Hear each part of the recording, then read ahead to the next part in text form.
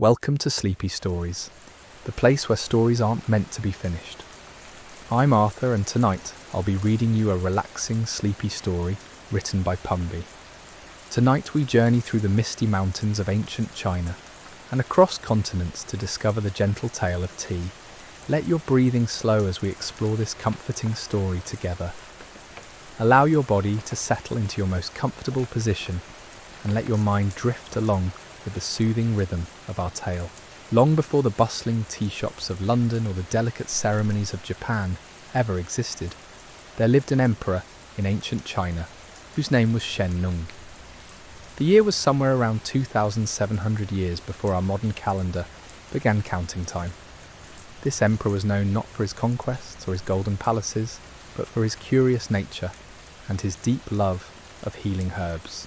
Shen Nung had skin that seemed almost translucent, legend tells us, allowing him to observe how different plants affected his body from within.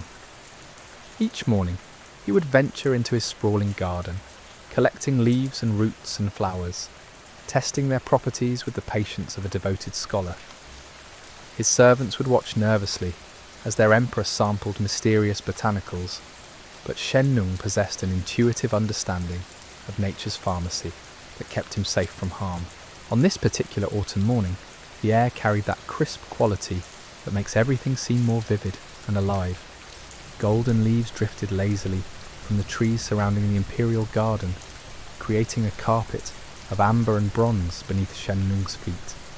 He had been feeling particularly contemplative lately, seeking something to calm his restless mind during the long hours of governing his vast empire.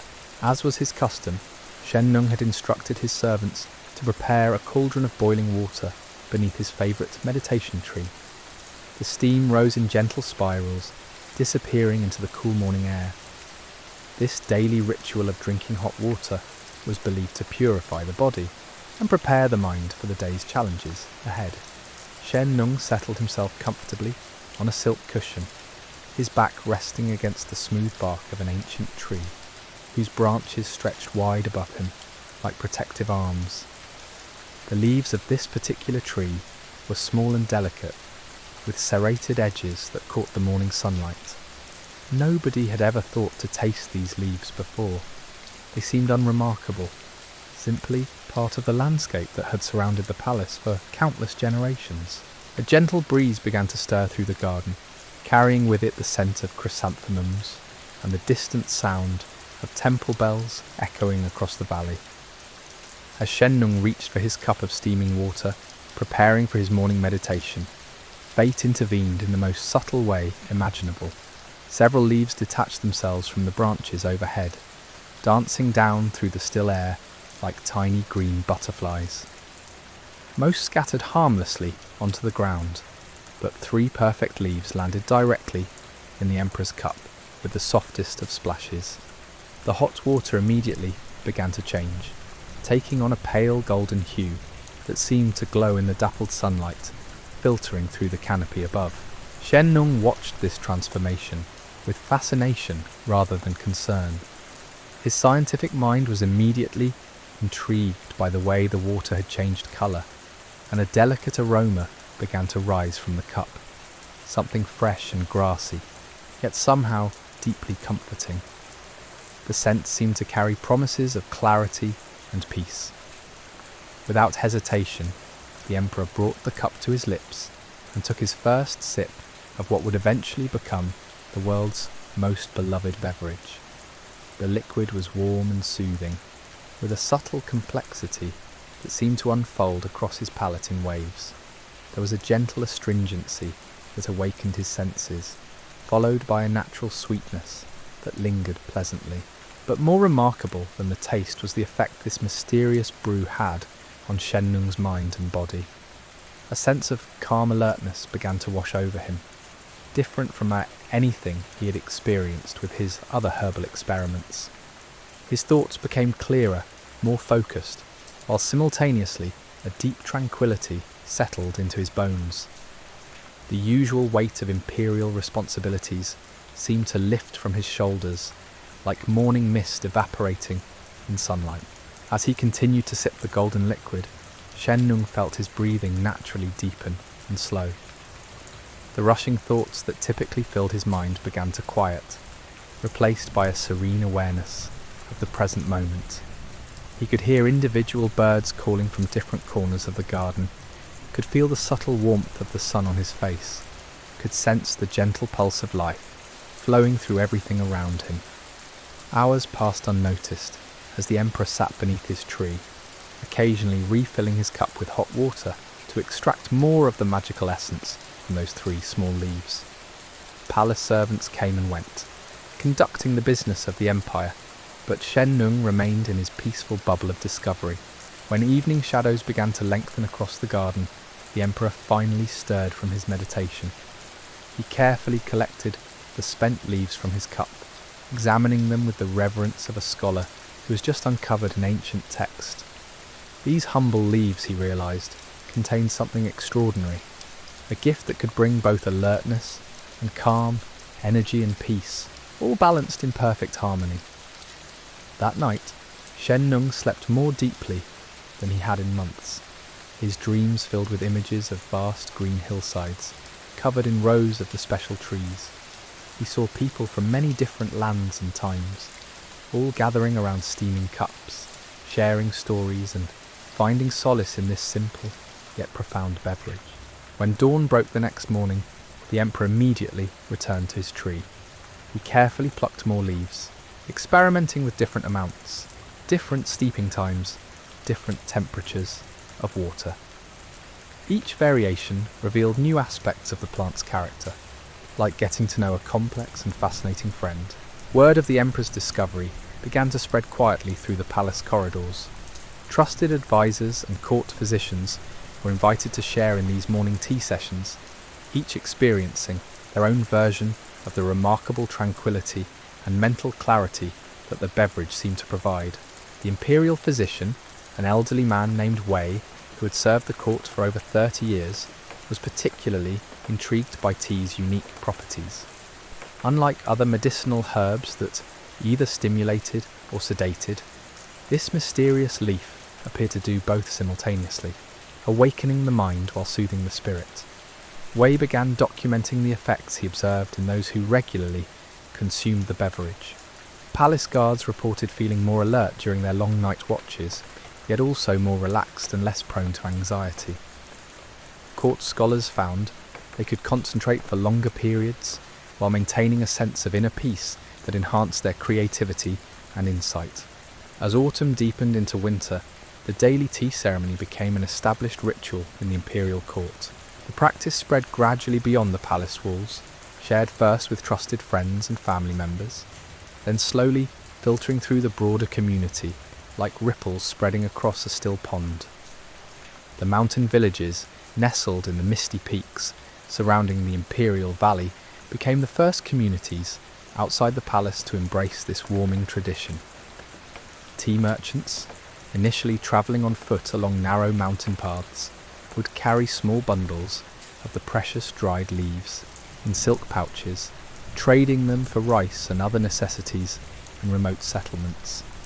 In these highland communities where winter winds could howl for months and isolation was a constant companion, tea quickly became more than just a beverage. It transformed into a social ritual that brought families and neighbours together during the long, dark evenings. Elderly grandmothers would prepare large clay pots of the golden liquid, sharing stories and wisdom, while steam rose gently into the rafters of their modest homes. The preparation itself became a meditative practice. Villagers learned to listen for the subtle changes in the sound of boiling water. First, the gentle whisper of tiny bubbles forming at the bottom of the pot, then the rolling murmur as larger bubbles rose to the surface. They discovered that water heated too quickly produced a harsh, bitter brew, while water brought slowly to the perfect temperature unlocked the leaves' most delicate flavours. Children in these mountain villages grew up with the comforting rhythm of tea preparation marking their days. Morning tea accompanied breakfast and planning for daily tasks. Afternoon tea provided a peaceful pause from work in the fields or workshops. Evening tea brought families together to reflect on the day's experiences and share their hopes for tomorrow. As generations passed, different regions began developing their own distinctive approaches to preparing and serving tea. Villages in the eastern mountains preferred their tea strong and robust, steeping the leaves for long periods to extract maximum flavour. Communities in the southern valleys enjoyed a more delicate brew, using younger leaves and shorter steeping times to preserve subtle floral notes. The Buddhist monasteries, perched high on remote mountain peaks, embraced tea with particular enthusiasm. Monks found that the gentle stimulation helped them maintain alertness during long hours of meditation, while the beverage's calming properties enhanced their spiritual practice. In monastery gardens, careful cultivation of tea plants became a form of moving meditation, with each step of tending the bushes performed with mindful attention. Brother Chen, a senior monk at one of these mountain monasteries, developed what would later be recognised as the first formal tea ceremony. His approach emphasised deliberate, graceful movements and complete presence in each moment of preparation. Every gesture, from measuring the leaves to pouring the water, was executed with the same reverence typically reserved for sacred rituals. Under Brother Chen's guidance, younger monks learned to see tea preparation as a pathway to deeper understanding. The practice required patience, as rushing would result in inferior flavour. It demanded attention, as distraction could lead to oversteeping or improper temperatures. Most importantly, it cultivated gratitude for the simple gifts that nature provided. The monastery's tea ceremonies attracted visitors from distant regions, including travelling merchants, who carried news of this refined practice back to their home communities. Slowly, elements of the monastic approach began appearing in secular settings, adapted to fit the rhythms of daily life outside monastery walls. In the bustling market towns that dotted the river valleys below the mountains, tea houses began appearing alongside traditional taverns and inns. These establishments offered weary travellers more than just refreshment. They provided spaces for quiet contemplation and gentle conversation.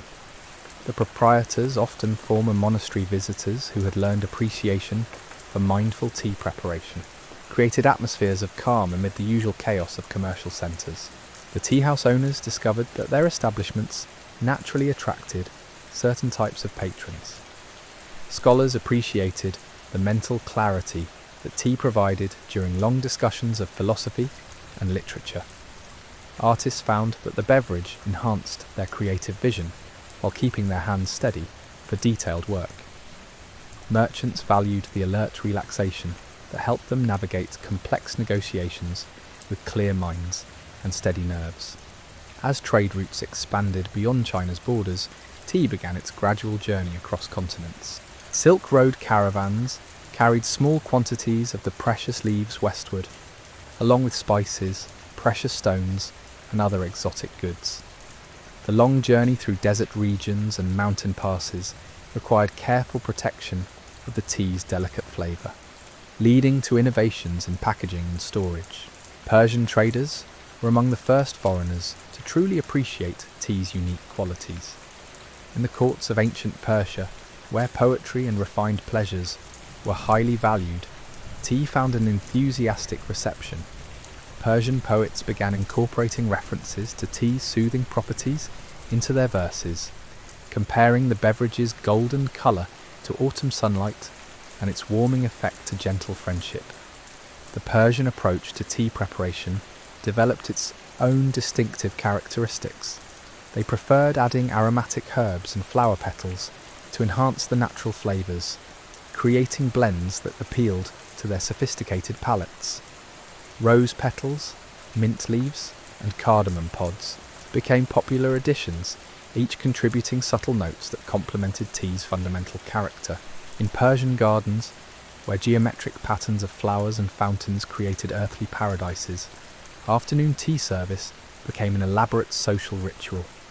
Ornate silver samovars kept water at the perfect temperature throughout the day, while delicate glass cups showcased tea's beautiful amber hues. Guests would gather on silk cushions arranged around low tables, engaging in leisurely conversation while savouring both the beverage and each other's company.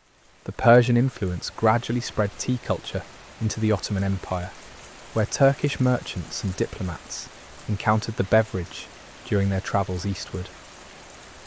Turkish society, with its existing coffee culture and appreciation for social gathering places, proved remarkably receptive to tea's gentler charms.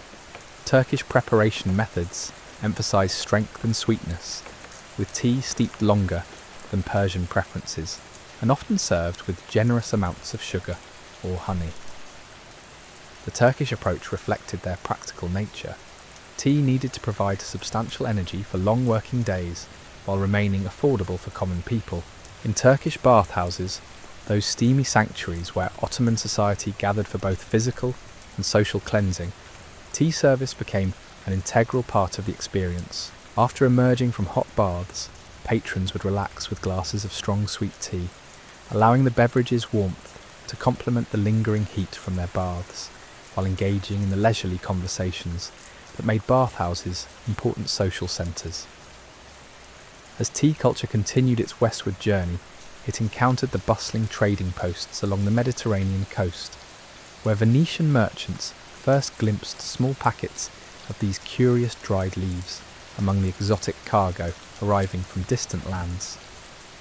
The Venetians, already master traders in spices and silk, initially viewed tea with the calculating eye of commerce rather than the appreciation of connoisseurs. In the dimly lit warehouses of Venice, where goods from across the known world were sorted and catalogued, tea occupied humble corners alongside more obviously valuable commodities. The merchants would examine the leaves with puzzled expressions, unsure how these simple plant fragments could command the prices that Eastern traders demanded. Many dismissed tea as another passing curiosity, like the strange fruits and unfamiliar grains that occasionally appeared in their inventories. However, a few forward-thinking Venetian families began experimenting with proper tea preparation in their private homes. The Contarini family, wealthy silk merchants with extensive Eastern connections, were among the first to truly understand tea's appeal. In their palazzo overlooking the Grand Canal, evening tea service became a refined ritual that impressed visiting dignitaries and business partners. Signora Elena Contarini, a woman of remarkable taste and intelligence, transformed her family's approach to entertaining through careful study of tea's possibilities. She commissioned special porcelain cups from Chinese artisans and learned the precise timing required for optimal flavour extraction. Her tea gatherings became legendary among Venice's elite, combining the beverage's natural sophistication with the city's love of elaborate social ceremonies. The Venetian interpretation of tea service reflected their maritime heritage and international outlook. Rather than adhering strictly to Eastern traditions, they adapted tea preparation to complement their existing customs of hospitality. Delicate pastries made with honey and almonds accompanied the tea, while conversations flowed in multiple languages as merchants from different nations gathered in these comfortable salons. As Venice's influence spread throughout the Italian peninsula, tea culture gradually penetrated other major cities. In Florence, where artistic innovation flourished alongside commercial success, tea found particular favour among painters and sculptors who appreciated the beverage's ability to sustain concentration during long creative sessions. The workshops of master craftsmen began incorporating afternoon tea breaks, creating opportunities for apprentices to learn not only technical skills, but also the refined social graces expected in cultured society. The Medici court embraced tea with characteristic enthusiasm for novel experiences. Lorenzo de' Medici, patron of artists and lover of beautiful things, commissioned elaborate tea services from the finest craftsmen in Florence. These sets, featuring intricate metalwork and precious stones, elevated tea preparation to an art form worthy of royal attention. Court poets began composing verses celebrating tea's virtues, comparing its golden colour to Tuscan sunlight and its warming properties to the comfort of true friendship. In the scholarly atmosphere of medieval universities, tea discovered another devoted following. Professors and students at institutions like the University of Bologna found that tea provided the mental clarity needed for complex philosophical debates while maintaining the calm demeanour appropriate for academic discourse. Late-night study sessions became more productive when punctuated by carefully prepared tea breaks, allowing scholars to absorb difficult concepts without the harsh stimulation that other beverages sometimes provided. The monastic communities throughout Italy adapted tea culture to fit their contemplative lifestyles. Brother Marco, a Franciscan monk known for his beautiful, illuminated manuscripts, discovered that tea enhanced his ability to focus on the intricate details required for his artistic work. The repetitive motions of tea preparation became a form of prayer, each step performed with the same devotion he brought to his religious duties. In the monastery gardens, Italian monks began cultivating herbs that complemented tea's natural flavours. Chamomile flowers, lemon balm and rosemary were carefully dried and blended with imported tea leaves, creating unique combinations that reflected the Mediterranean environment. These herbal additions not only enhanced flavour, but also provided additional medicinal benefits, aligning with the monastic tradition of using plants for healing purposes. The practice of communal tea drinking strengthened bonds within monastic communities. Evening tea service became a time for quiet reflection and gentle conversation, allowing brothers to share insights from their daily studies and work.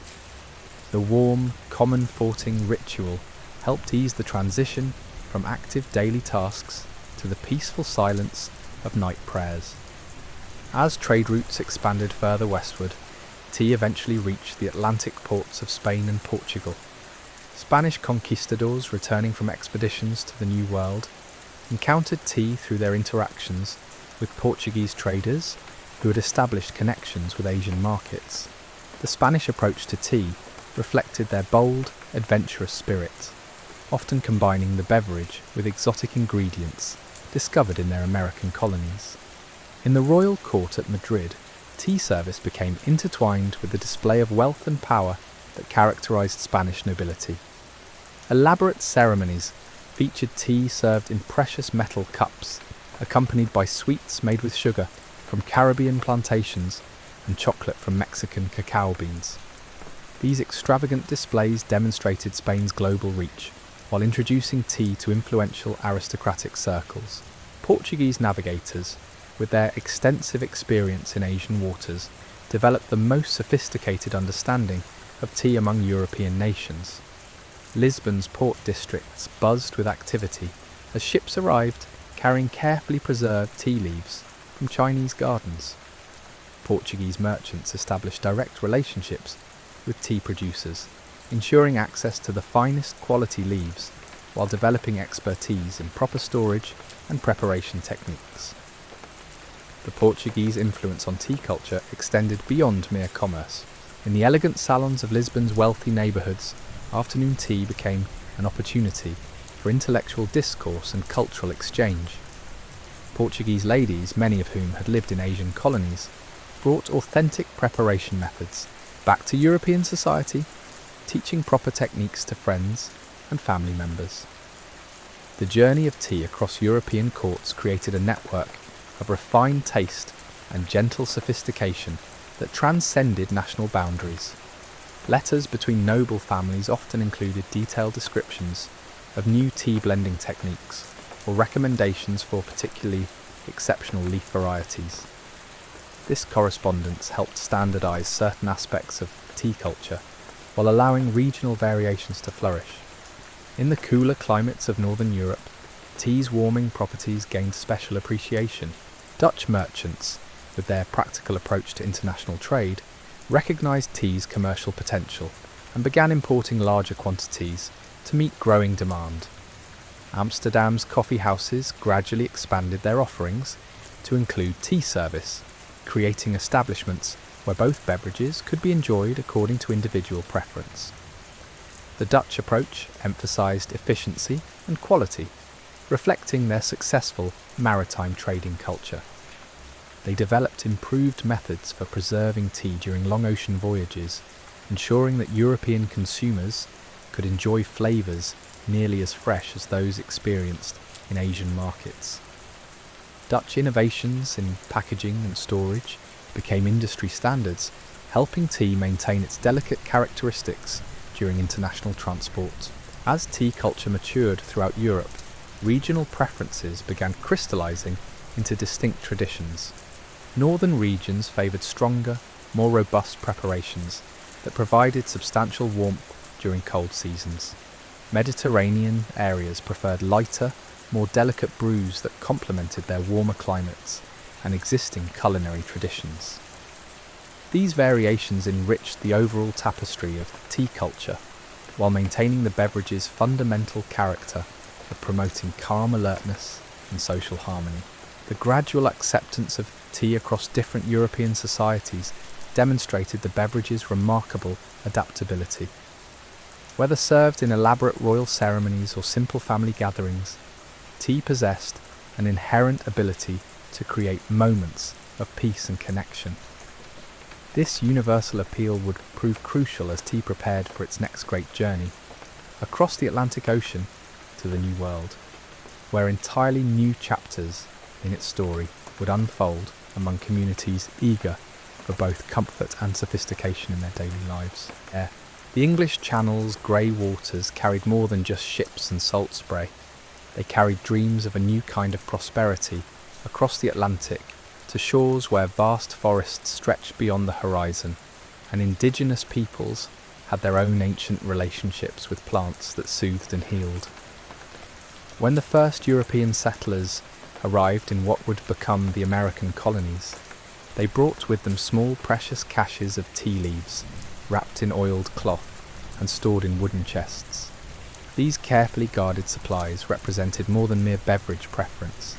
They carried the comforting rituals of home across an ocean of uncertainty and hardship. In the rough-hewn cabins of early New England settlements, where winter winds howled through gaps in hastily constructed walls, tea service became a beacon of civilization amid the wilderness.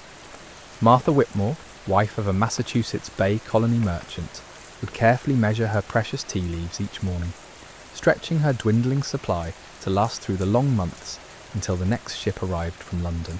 Her kitchen, lit by flickering candles and warmed by a massive stone hearth, became a sanctuary where neighbours gathered to share news from distant relatives and discuss the challenges of building new lives in an untamed land. The ritual of preparing tea, boiling water in her treasured copper kettle, warming her few remaining porcelain cups, created islands of tranquility in days otherwise filled with the endless labour of survival. The colonial approach to tea reflected both necessity and aspiration. Supplies were too precious to waste on experimentation, so preparation methods remained conservative and economical. Yet even the simplest tea service carried profound social significance, marking the difference between mere survival and the cultivation of gracious living that colonists hoped to establish in their new homeland. As settlements grew more prosperous and trade connections strengthened, tea culture began flourishing in colonial cities like Boston, Philadelphia, and Charleston. Wealthy merchants built elegant homes with dedicated tea rooms, spaces designed specifically for the afternoon rituals that had become central to refined social life. These rooms featured specially imported furniture, delicate tables, comfortable chairs and display cabinets for showing off the finest china services that money could purchase. The colonial tea trade created its own network of relationships and dependencies. Ships arrived monthly from London and Amsterdam, their holds carefully packed with different varieties of leaves, each commanding different prices and appealing to different tastes. Colonial merchants developed expertise in evaluating tea quality, learning to distinguish between the subtle characteristics that determine value and desirability. In the bustling port cities, tea houses began appearing alongside taverns and coffee establishments. These venues offered more than refreshment.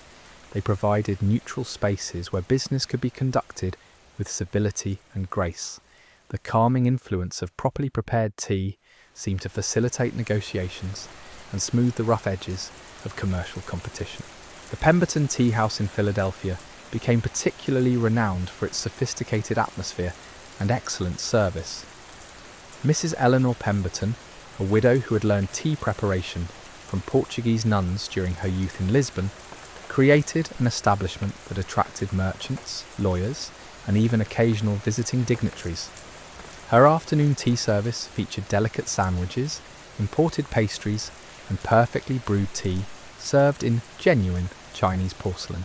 The social dynamics surrounding tea in colonial America reflected the complex relationships between different social classes and cultural backgrounds. Wealthy plantation owners in Virginia and South Carolina imported elaborate tea services from Europe, hosting elaborate afternoon gatherings that demonstrated their prosperity and refinement. These events served multiple purposes. They provided opportunities for business discussions, marriage arrangements, and the display of social status that was crucial in establishing colonial hierarchies. The preparation rituals themselves became increasingly elaborate as colonial society matured. Proper tea service required specific knowledge and skills that marked the difference between established families and recent arrivals. Young ladies received instruction in tea etiquette alongside other accomplishments considered essential for their social advancement, learning not only how to brew perfect tea, but also how to conduct gracious conversation during afternoon gatherings. In the quieter rural areas where small farms and villages dotted the landscape between major cities, tea culture adapted to simpler circumstances while maintaining its essential character. Country families might gather around rough wooden tables rather than polished mahogany, serving tea in everyday pottery rather than fine china. But the fundamental spirit of the ritual remained unchanged. A pause in daily labour, a moment of connection, a small celebration of life's gentler pleasures. The indigenous peoples of North America observed these tea rituals with curiosity and occasional participation. Some Native American communities had their own traditions involving ceremonial beverages made from local plants, and they recognized the social significance that tea held for European settlers. Occasional cultural exchanges occurred, with native healers sharing knowledge of local herbs that could complement imported tea leaves, while colonists sometimes participated in indigenous ceremonies that served similar social functions. During the harsh winter months, when snow covered the colonial landscape and travel between settlements became difficult, tea assumed even greater importance in maintaining community bonds. Families would gather around their hearths, sharing precious warmth and equally precious tea, while telling stories, planning for spring planting, and maintaining the social connections that helped them survive the isolation of frontier life. The women of colonial communities often took primary responsibility for tea preparation and service, developing expertise that became a source of pride and social influence. They learned to judge water temperature by sound and appearance, to time steeping periods with remarkable precision, and to blend different varieties to create unique flavours that reflected their personal taste and creativity. As the colonies grew more prosperous and trade relationships matured, tea importing became a significant commercial enterprise. Successful merchants built fortunes on their ability to predict changing tastes and secure reliable supplies of popular varieties.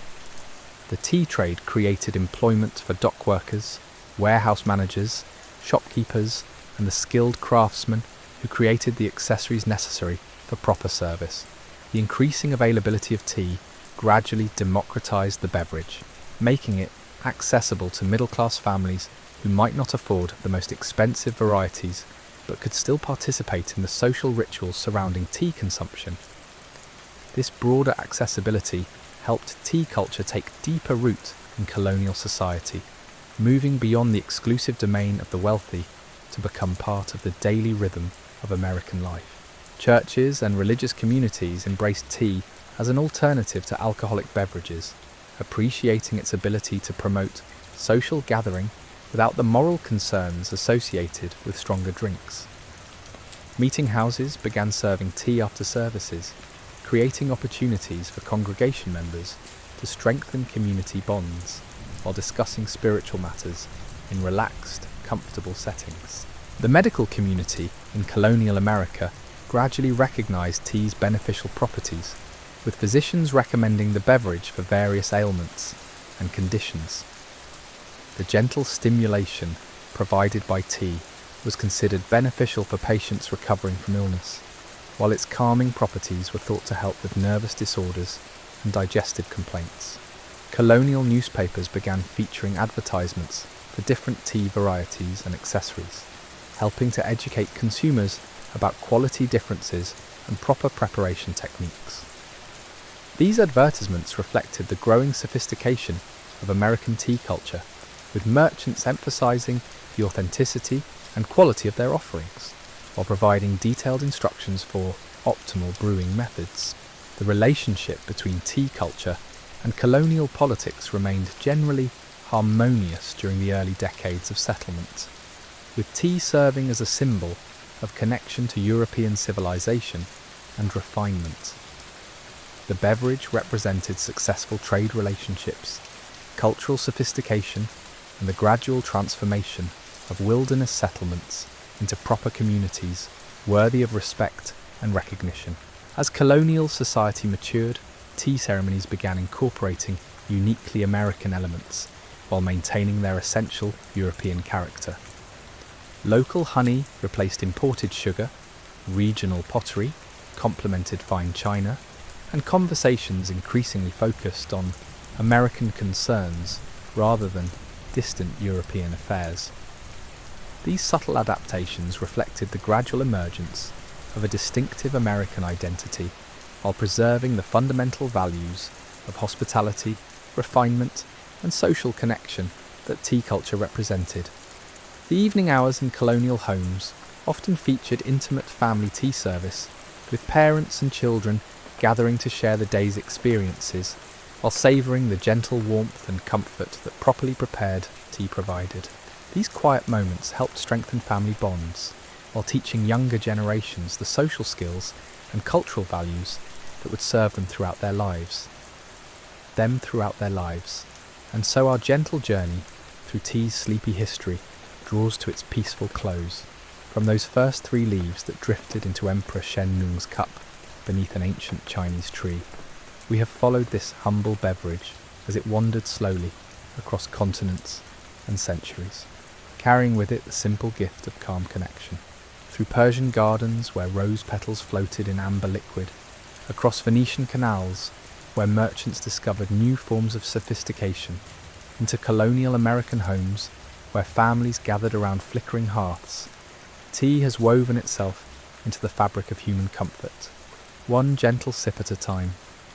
Perhaps tonight, as you drift towards sleep, you might imagine yourself sitting beneath that original tree in the Emperor's garden, feeling that same sense of peaceful alertness washing over you.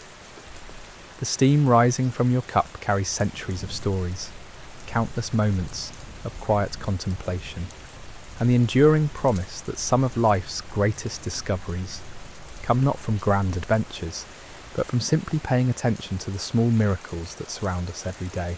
Sweet dreams, and may your rest be as soothing